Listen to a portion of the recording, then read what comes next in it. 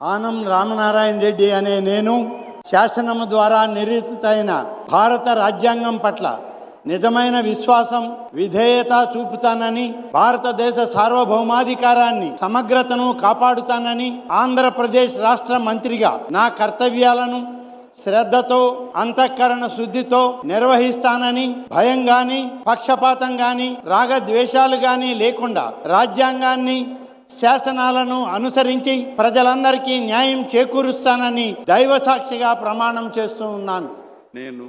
ఆనం రామనారాయణ రెడ్డి అనే నేను ఆంధ్రప్రదేశ్ రాష్ట్ర మంత్రిగా నా పరిశీలనకు వచ్చిన